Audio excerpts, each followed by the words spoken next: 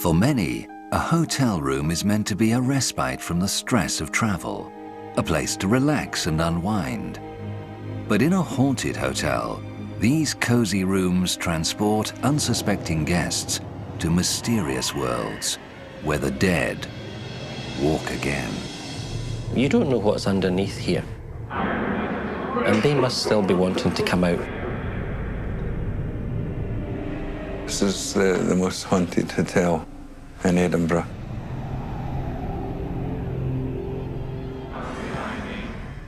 In Scotland, hundreds of plague victims, long since dead, rise again into the halls of the hotel. A monk who lived and died hundreds of years ago blesses overnight guests in this Irish castle. When that happens, it just drains your body. Particularly for me, I know my legs just almost go like jelly. A frantic husband still roams the site of a horrible accident, desperate for help that would come too late. He loved her so much. Its spirit kept going and kept running, help, help, please help her, please help her. And in Arizona, a jilted bride still haunts the hotel where her love and life ended. It was like we were surrounded by the sound.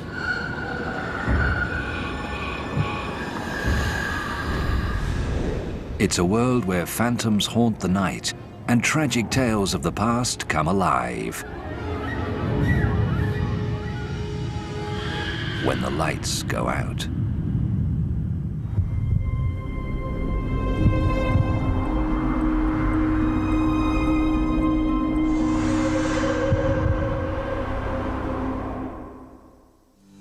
"300 kilometers north of San Francisco, perched between the Noyo River and the rugged coast of the Pacific Ocean, the lodge at Noyo River is a romantic getaway for couples touring Northern California's coast. They can get away from the pressures of the world. It's a beautiful view of the harbor or the fishing village. The house itself is 135 years old. It's a very unique place. Year after year, guests return for the secluded rooms, breathtaking scenery, and gourmet breakfast served with a view of the harbor. But some say it's the voices from beyond that make a stay at the lodge at Noyo truly unforgettable. You hear a voice of a woman. You're not sure what she's saying, but you know, you're not talking to yourself.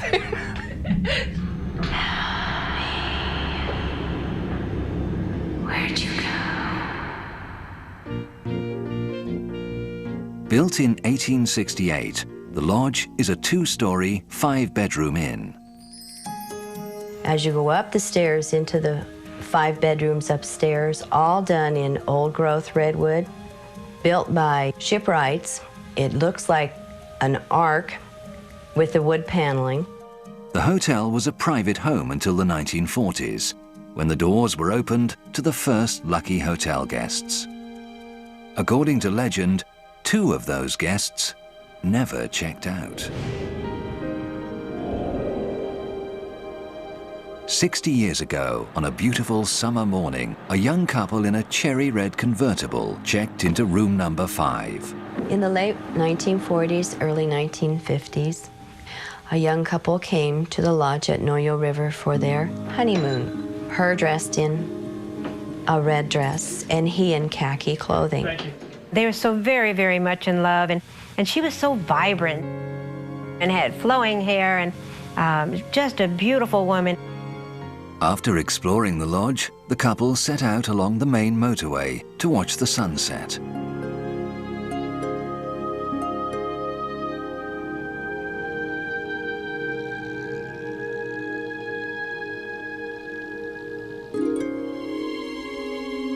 They were laughing and having such a good time.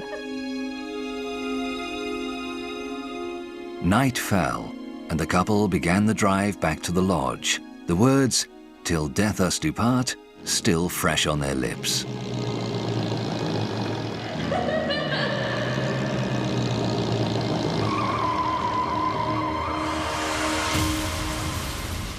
there was a rock, and the car went up on the rock and fell over to the side. He died almost instantly, but her breath kept coming.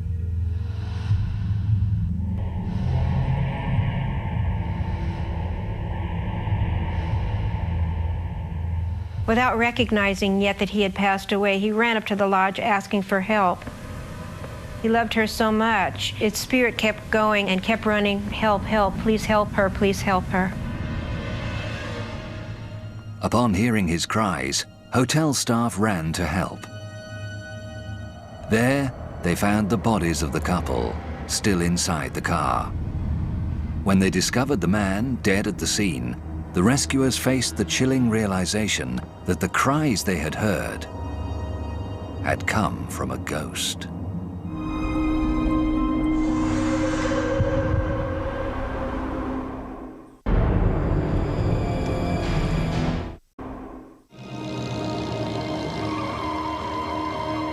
"50 years have passed since a young couple's life was cut short in an auto accident just outside California's lodge at Noyo River. But staff and guests there believe the newlyweds never left, and that their ghosts remain at the lodge, searching for each other, waiting to begin their ill-fated honeymoon. According to eyewitness reports, the tragic scene plays out over and over again. A young man outside the front doors, yelling for help, desperate to save his dying wife.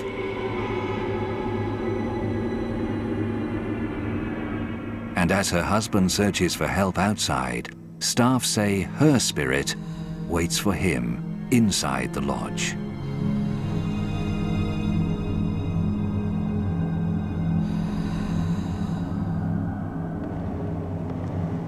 You hear footsteps sometimes in the middle of the day or at night.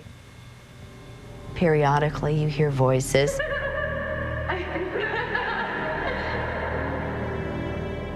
The radio goes on and goes off, goes on and goes off.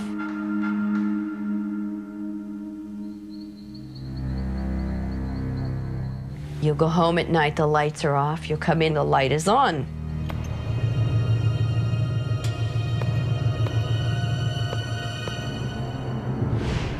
And you know nobody's been in the house.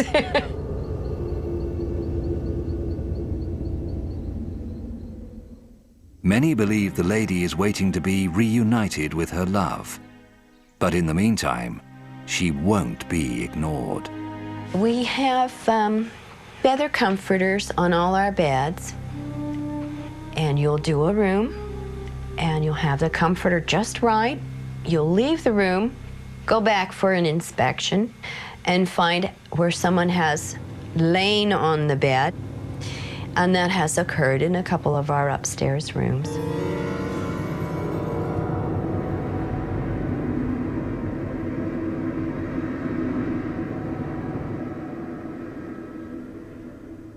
Guests at the lodge are encouraged to record their own experiences, and their tales fill dozens of pages in the lodge's diaries. I thought I heard a knock on the door, and upon opening it, no one was there. There is a ghost hanging around rooms 4 and 5. We were paid a visit by the ghost in room 4. My husband and I came to this room from number 5. We could not sleep in there. The entries all reveal a similar pattern. In life, the lady in red spent happy moments in room 5.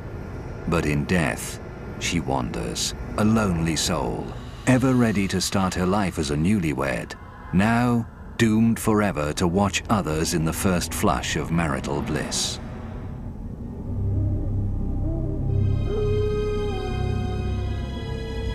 In my early years, I would do the relief and would have to stay on property all night. And I've stayed in room 1, and I've stayed in room 4, never in room 5.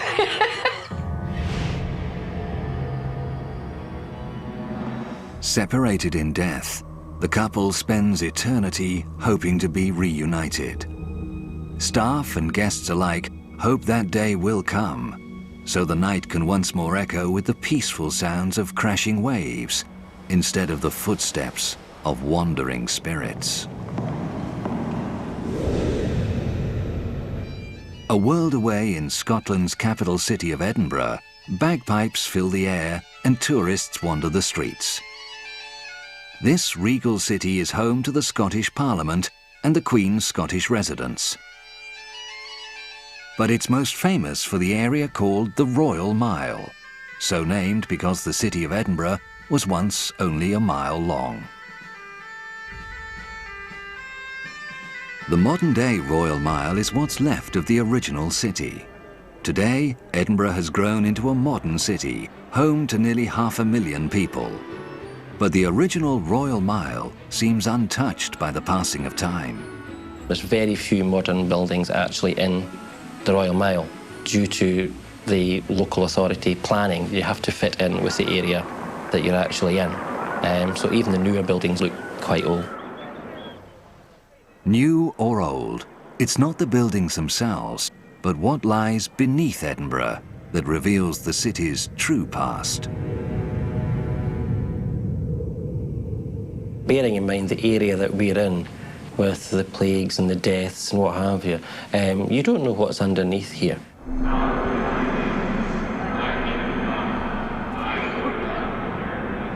And they must still be wanting to come out. Oddly enough, it's one of the mile's newest buildings, the Crowne Plaza Hotel, that attracts some of its oldest residents. This is the most haunted hotel in Edinburgh. And I reckon you could go up to most people in Edinburgh, and they'll say, oh, it's haunted, that place. The Crowne Plaza Hotel is only 14 years old, but guests report encounters with ghostly figures who lived more than 300 years ago. It's like anything in Edinburgh, you don't know what's underneath you. What lies beneath is layer upon layer of Edinburgh's past.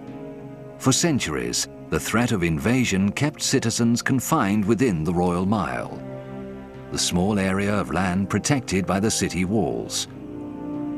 But with so little space, early city dwellers were literally forced to live on top of one another. Buildings up to 14 stories high lined the mile, and many of the floors began below the ground. Closes led people off the mile, deep into the confines of their cramped homes. Today, tourists can venture down into the city's most famous and haunted close. Located just across from the Crowne Plaza Hotel, this is where Edinburgh's tragic history unfolds. Now, today I'm going to take you with me down these stairs, and we're going to go back over 400 years to my time, where we shall then walk through 250 years of history as we visit the lives of the people who lived down in Mary King's Close. The cobblestones of the Royal Mile sit on top of the labyrinth of concealed streets where people lived, worked, and where in 1645 over 1/3 of the population died when the bubonic plague ravaged the town. I suppose the main thing to say about the life of a family that had been affected by the plague was that it would be short. Cramped living conditions and lack of plumbing caused raw sewage to fill the streets. It created an environment ideal for rats and the plague-ridden fleas that they carried. All people packed in together in these times. Poor, poor times. But the plague had a big effect on Edinburgh, and many died. Young people, old people. Plague doesn't have any favours that way. The plague affected everyone, but of all the tragic tales of lives cut short, one still resonates strongly here. The story of a poor basket weaver and his family, who once lived near the hotel grounds. Even before the plague, life was hard within the city walls. The basket weaver struggled to make a life for himself and his young daughter. But the struggle would soon become even more dire. Like thousands of others in Edinburgh, his daughter became infected with the horrific plague. the city was put under quarantine, and families confined in the closes were forced to watch their loved ones suffer through fever, delirium and black boils before their inevitable, painful death. The occupants were effectively forced to remain within the close or their homes. They were given supplies of food, and the authorities did what they could for the poor people. Apart from providing food, the municipality could do nothing to stop the plague's deadly reach. And it wasn't long before this highly infectious disease struck each member of a quarantined family. Whoever had contracted it was quite likely to even still be carrying one or two of the fleas which could easily spread the infection. And so there was a great danger for anyone who had one victim in their family. As the basket weaver held his dying daughter in his arms, he knew it was only a matter of time before he would begin to show signs of the disease himself. The basket weaver and his daughter became just two in the thousands cut down by the deadly disease.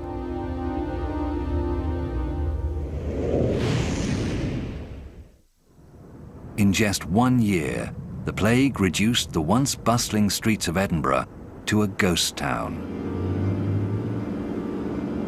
And almost 400 years later, it's believed the ghosts roam them still.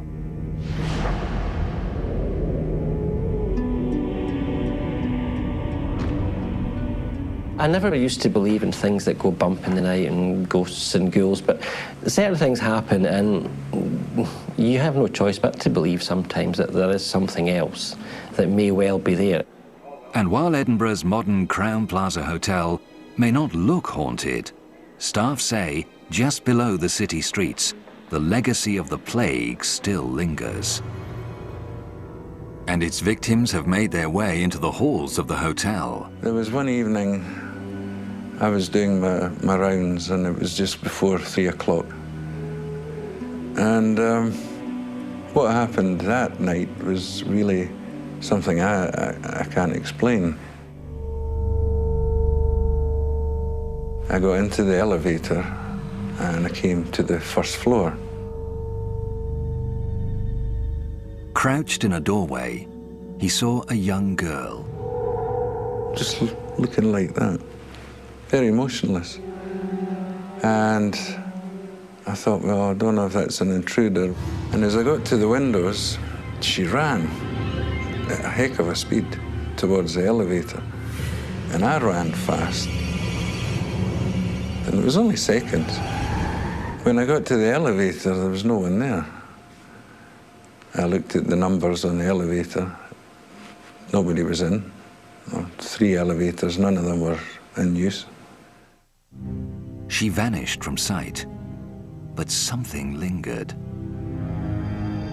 And that was when I did feel a temperature change. It was almost like a draft. It was cold, and it did pass me. And I thought, that's strange. In fact, it did put hairs on the back of my neck on that occasion. Perhaps this mysterious presence was just one of the thousands of plague victims whose lives were taken so violently. And perhaps he's not haunting alone.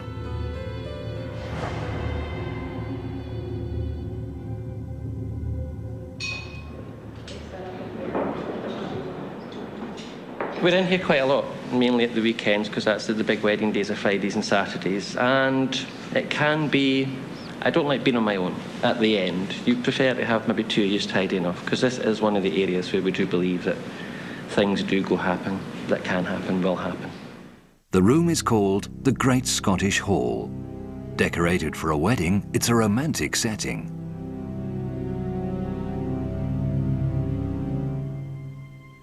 But venture in late at night, and who knows what you'll find.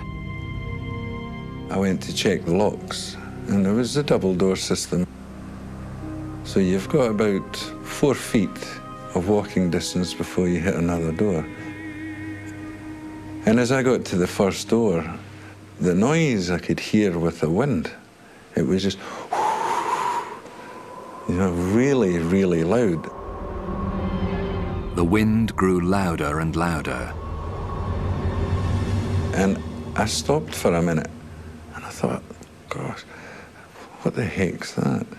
I opened the door, and there was no wind.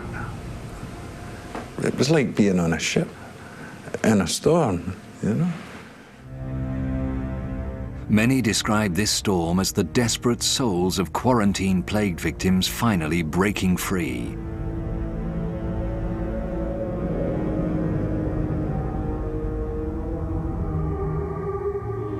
And staff say these spirits are free to roam the halls of the hotel.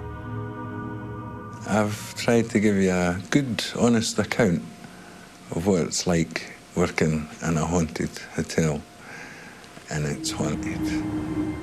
The spirits in Edinburgh may be trying to break free, but 8,000 kilometers away in New Orleans, it seems the ghosts are happy to stay right where they are. Known for its jazz clubs and annual Mardi Gras celebration, New Orleans' Bourbon Street is a never-ending party. But those looking for a slower pace need only hop on a streetcar and take a 10-minute trip to the lush, tranquil Garden District. It's known for its incredible tree-lined streets, its wonderful mansions, and the people who live here are the power base of New Orleans, if you will. Tucked amongst the private homes of the city's elite sits the 1891 Castle Inn. The 3-story bed and breakfast is an old-world mansion open to modern-day guests.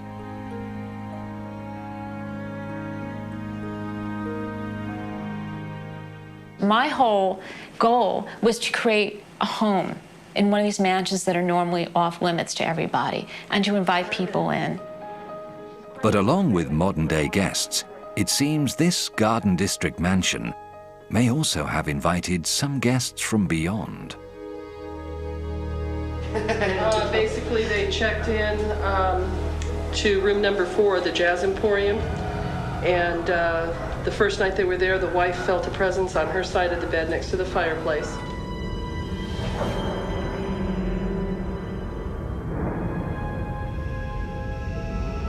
I went to Columbia Law School.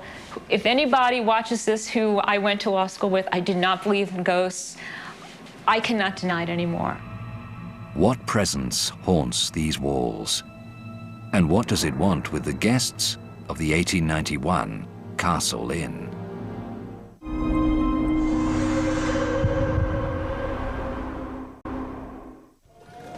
Do the spirits of the dead roam the streets and halls of New Orleans' most famous spots? Some people have their doubts, but after a night at the 1891 Castle Inn, it seems even the most skeptical guests start to believe in ghosts. We have 5 guest books just completely filled with experiences. I can't even keep up with them anymore. And there's one spirit whose name appears page after page in the hotel's journals.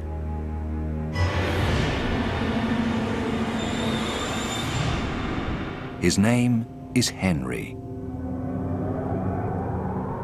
We have one ghost who we believe was a paid servant, and guests have actually seen him.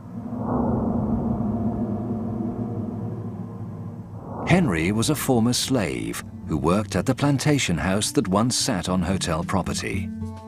Following the abolition of slavery in America, he chose to remain as a paid servant.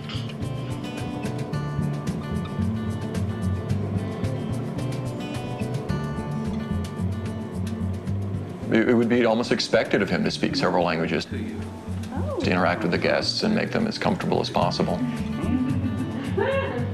This is the wonderful thing we shall see. We know for a fact the gentleman was quite the ladies' man. He enjoyed drink, he enjoyed music, he enjoyed his fine cigars.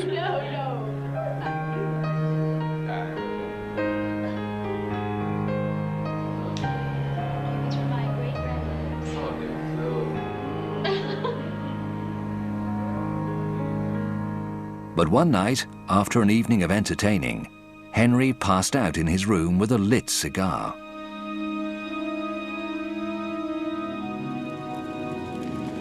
The fire that broke out consumed him.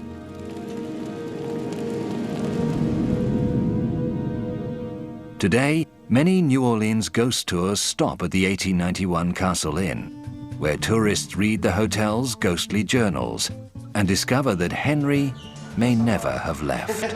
Basically, they checked in to room number 4, the Jazz Emporium, and the first night they were there, the wife felt a presence on her side of the bed next to the fireplace.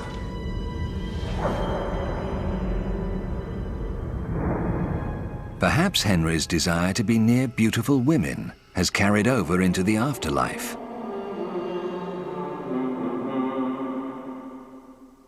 There are times when you don't know he's there, but other times it's said he leaves a clue behind. We've had people report that they found cigar ashes in their bed. You know, not a very attractive thing to think about, but it happens. What can I say? And sometimes he gets too close for comfort. Staff believe that because Henry died so soon after abolition, his ghost will never leave the site of his former home. He had so little time to enjoy his newfound freedom in life that even in death, his spirit walks the halls of the 1891 Castle Inn, ready to entertain at a moment's notice. But some say Henry doesn't haunt alone, and hotel guests aren't quite certain how they feel about sharing their rooms with a house full of ghosts. If my keys will moved or something like that, I'd stay. I mean, if something's standing at the end of the bed and jumping in the bed, I'd be running. I'd be out of the place. The hotel's other spirit hasn't jumped into anyone's bed, but her lonely cries pierce the walls of the hotel and the dreams of those sleeping within.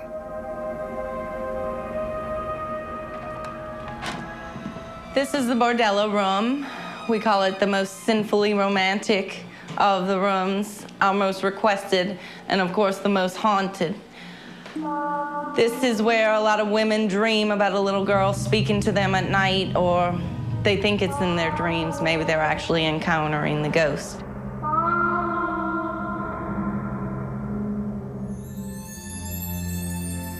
Very little is known of this tiny spirit. Only that she lived and died on the plantation that was once here.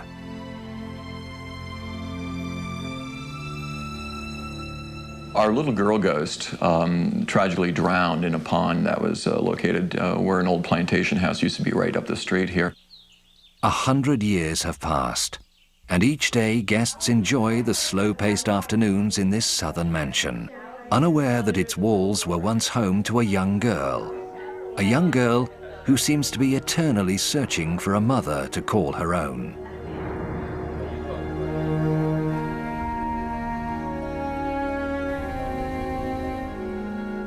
She approaches women who stay here, guests, and she approaches them by trying to make contact in the best way she can.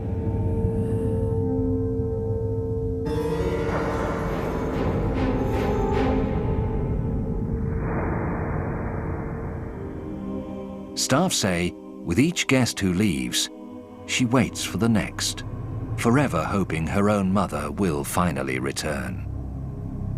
They'll look back up and for a split second see the outline or the image of the little girl looking through a window.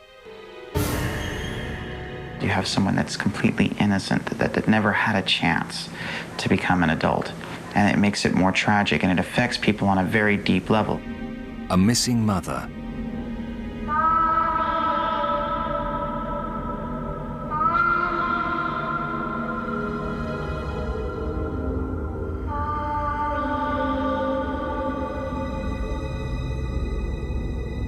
And a newfound life of freedom cut cruelly short.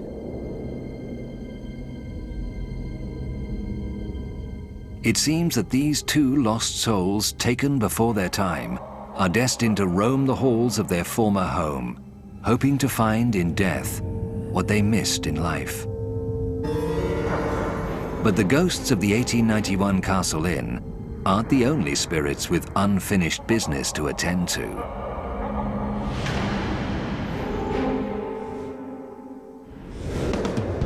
Long before winding roads meandered through the Irish countryside, and before tourists from around the world came to admire its picturesque beauty, the land of Ireland was a sacred place. And in the heart of this country, a castle-turned-hotel sits on the site of this spiritual history. It's a history that dates back to Celtic times. It was always regarded as a site where the Druids had festivals in the ancient, before the time of Christianity. In the 7th century, monks replaced the Druids, who were the ancient Celtic priests, changing the appearance but not the spirit of the land. They founded the monasteries in the locations where the Druids performed rituals as a means of converting the people to Christianity a bit easier, you know. And then when the British came in, the noblemen started to build castles where the monks built the monasteries, so it's a progression. Today, the sacred ground is now home to the proud Kinnetty Castle, and guests who stay here feel the power of the land. I think when you come in the front door, you just know yourself what Kinnetty has that other places haven't got. It's just got that atmosphere, you know, it's just got that little bit extra. That little bit extra can be found in the fine Irish linens, the award-winning cuisine, or maybe even in the counsel of a 1,500-year-old monk.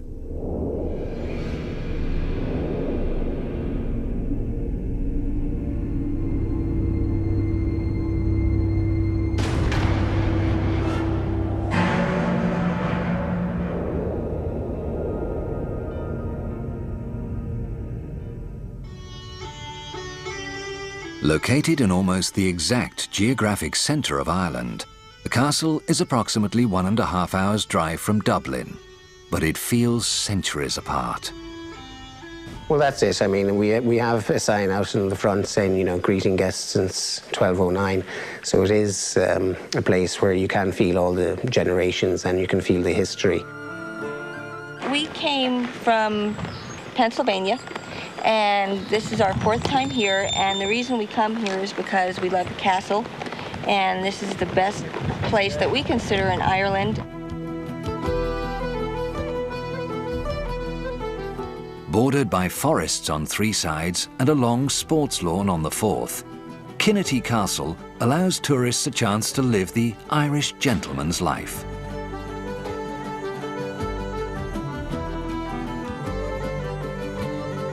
And they even have a restaurant bar called the Monk's Kitchen, dedicated to their resident ghost.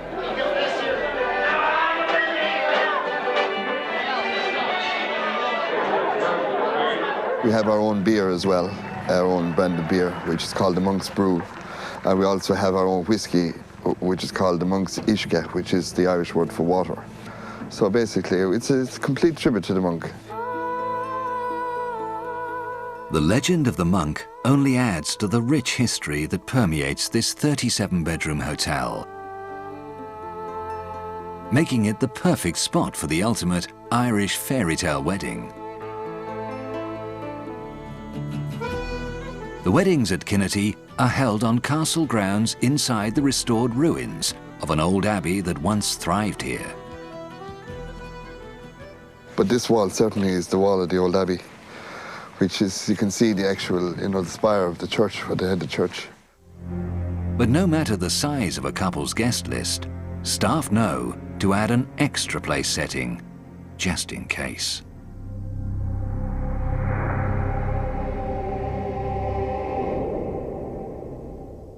The gatecrasher is believed to be a monk who lived and worked in the thriving Augustine Abbey that once stood on this site. Their whole job was to write manuscripts and rewrite the Bible, or write the Bible, or passages from the Bible.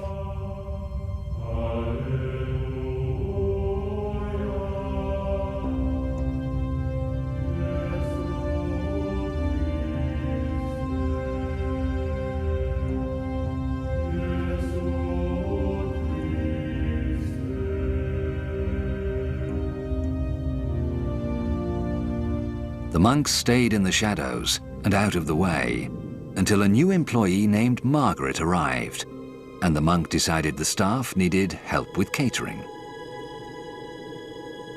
I'm Margaret, and I work in banqueting. This is what I do every day, just the weddings, every day. When I came here first and was doing the weddings, there was things being missing off the table. So one day I said it to the MP hall, whoever it was, to stop. And the following week he appeared. And he's been coming ever since. And according to the staff, for the first time in over 15 centuries, the monk speaks, breaking an age-old vow of silence. He speaks in riddles. He speaks in English, Latin. I really don't know, but he speaks in English in bits, and you have to put them together, because it is like a riddle. It seems the monk has chosen Margaret to deliver his messages from beyond. And the messages have all come to pass. Everything he has said have all happened.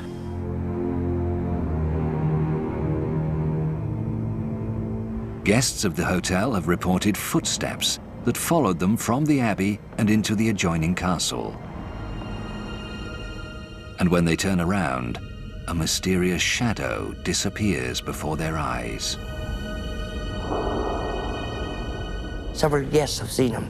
They've seen him what they call it, it's like a shadow. And that's what they've seen. But I see him like you.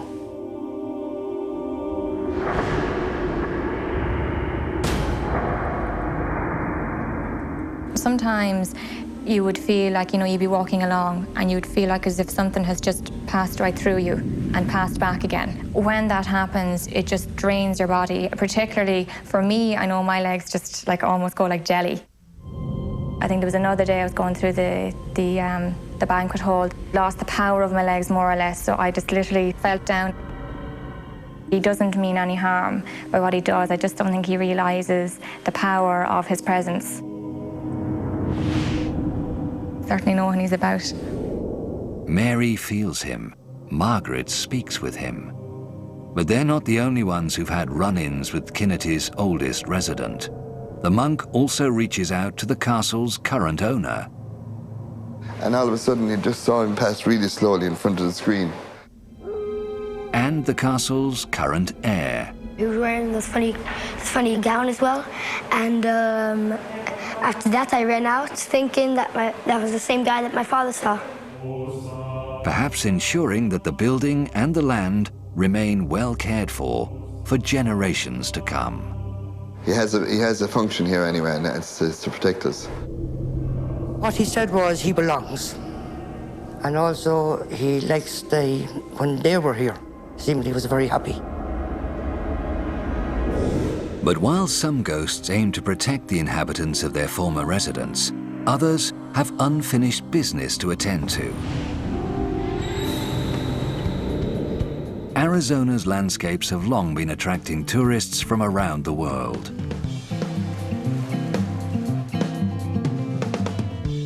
But it's the draw of the Roaring Twenties that brings them to Prescott, a quaint mountain town untouched by the hands of time. Known as the Grand Dame of northern Arizona, the Hassayampa Inn sits overlooking the town square, just as it has for the past 7 decades. When I moved here, I said Norman Rockwell's world. I mean, that's exactly what it is to me. It's things happening on the square, ice cream socials, just the old feeling of living in a real small rural town back in the 50s. But Prescott hasn't always been a picture of the idyllic American small town. It was once a railroad stop on the frontier, complete with gunslingers and a string of brothels that lined Whiskey Row. It was a place where a man could, and often did, vanish without a trace.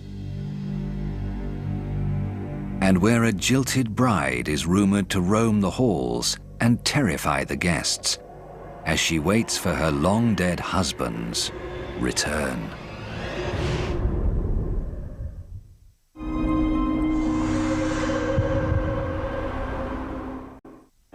In the 1920s, the rise of the automobile brought a new surge of tourism to Prescott, Arizona, those seeking to escape the scorching heat of nearby Phoenix.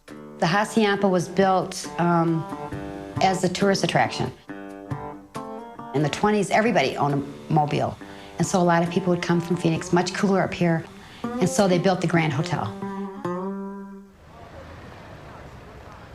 Named after the underground river to the west of town, the 67-room, 4-story Hassayampa Inn has always been a popular spot for honeymooners of all ages.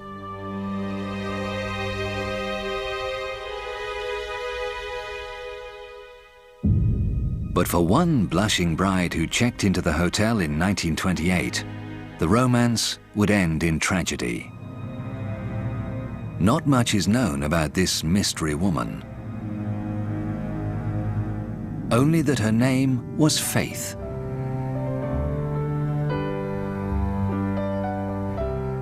By all accounts, the time Faith spent honeymooning at the Hassayampa Inn was the happiest of her life.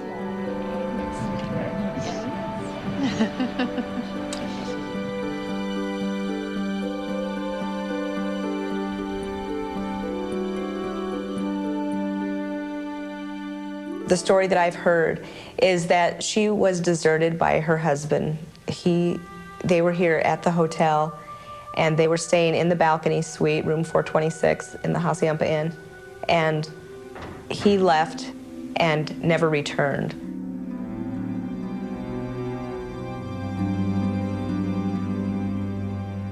What happened to Faith's husband? Did he simply desert her? Or did he meet a more unsavory end? No one knows for sure, but his mysterious disappearance has never been solved. Hour after hour, Faith waited anxiously for her husband's return, agonizing over his fate.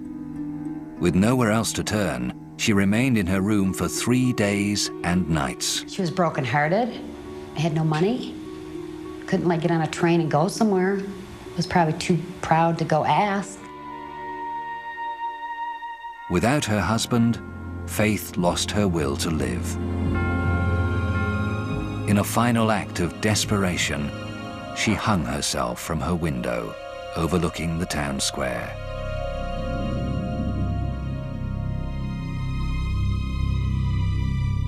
Faith was buried and her story long forgotten. But over 60 years later, some say she has returned to the Hassayampa Inn to share her suffering with the guests and staff here. Things that are seen happen around the room 426, especially in that hallway. It's like a dead-end hallway at one end. It's dark down there. And that's where they seem to see her, in that vicinity of that room.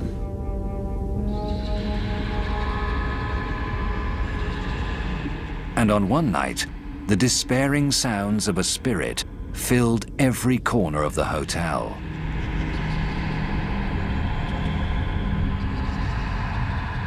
It sounded like voices in the distance, but you couldn't make out any words. It was like we were surrounded by the sound. There was nobody in the rooms around that room, and so I can't explain where the whisperings came from. And they were just loud. And there was one evening a housekeeper at the hotel ran out of the door and never returned. It seems the spirit of Faith had been disturbed. The other housekeeper literally chased her off of the floor down the stairs.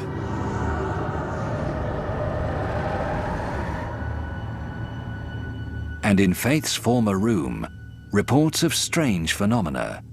The guests that stay there say the lights and television inexplicably flicker on and off. From what I understand, there was actually a guest who checked out early because they couldn't get any sleep, because it was like 2 nights in a row. And when it was checked out by the maintenance crew, there was no problem with the switches or electricity or anything. So that's a little spooky.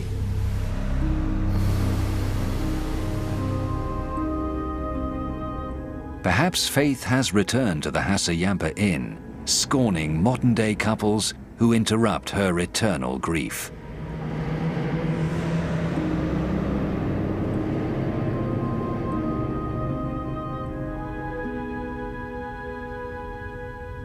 And like the virtue she is named for, Faith continues to wait for her long-lost husband against all hope.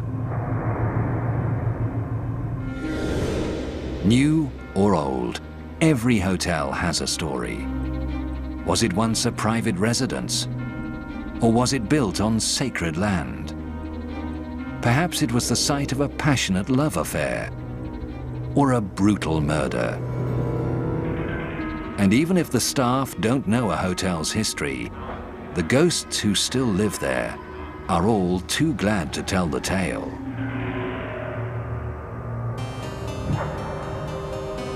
When the lights go out.